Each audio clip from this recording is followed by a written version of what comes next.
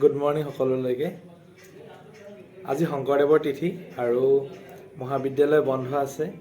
Video' বনাম বুলি video' বনোৱা তেনেকৈ নহয় আৰু সেয়ে ভাবিলোঁ আজিৰ পৰা পূজালৈকে 40-50টামান ভিডিঅ' দিবলৈ চেষ্টা কৰিম।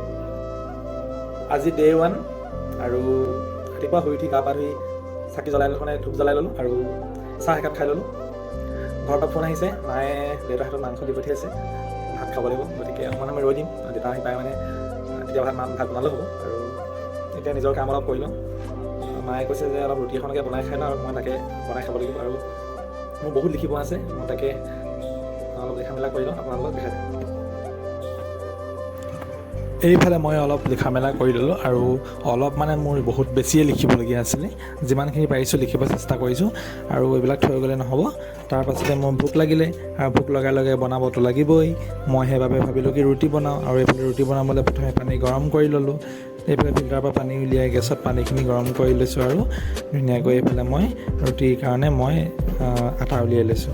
আৰু আটাখিনি যিহেতু গৰম পানীয়ে মঠিলে বেছি কোমল হয়, সেয়েহে আৰু সেইটোকে কৰিবলৈ ল'লোঁ। আৰু এইফালে মই আটা মঠিবলৈ প্ৰায় ল'লোৱেই। মই এইফালে আটা লৈ লৈছোঁ আৰু এইফালে পানী গৰম হৈয়ে আছে এইফালে। আৰু ধুনীয়াকৈ এইখিনি মই ধুনীয়াকৈ দি এইফালে মই আটা মঠিবলৈ মই নিমখ অকণমান দি ল'লোঁ। ধুনীয়াকৈ এইখিনি কৰি লৈছোঁ। আৰু এইবিলাক কৰি থকা কষ্ট যদিও কিন্তু খাবলৈ ভাল লাগে, সেইকাৰণে কৰি থকা হয় আচলতে। যি কি নহওক নিজৰ কামখিনি নিজে কৰিবই লাগিব, হয়নে নহয় বাৰু? আৰু এইফালে মোৰ প্ৰায় মঠি হ'বই আৰু অলপ পাছতেই ধুনীয়াকৈ। আৰু এইফালে মই পানী দি পিনি মিলাই লৈছোঁ প্ৰথমতে।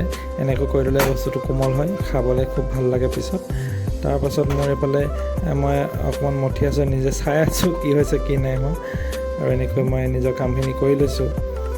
তাৰপিছত বনাব হ'ব। আকৌ সেইবিলাক মই আচলতে মোৰ চব্জি কালি বনাই থোৱা আছিলে, আৰু সেইকাৰণে মই ইমান মোৰ খৰখেদা হোৱা নাই।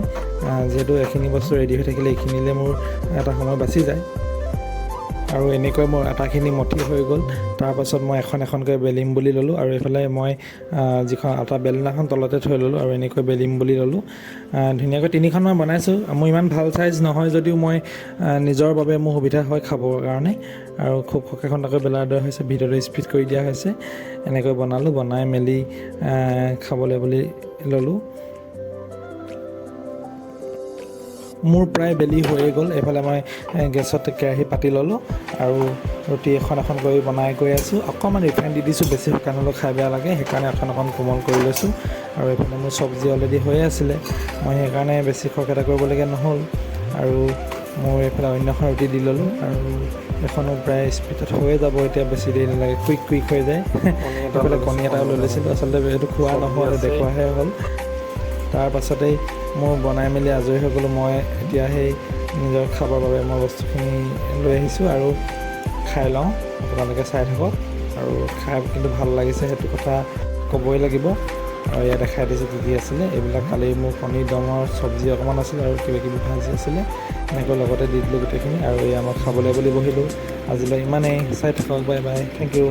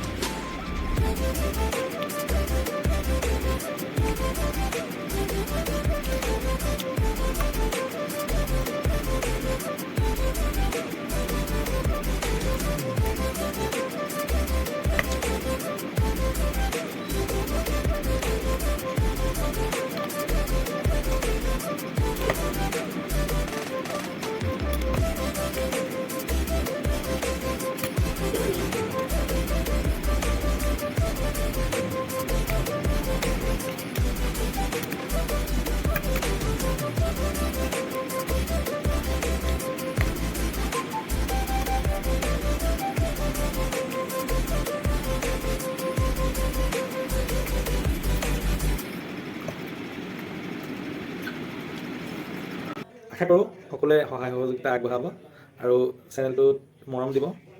ধন্যবাদ।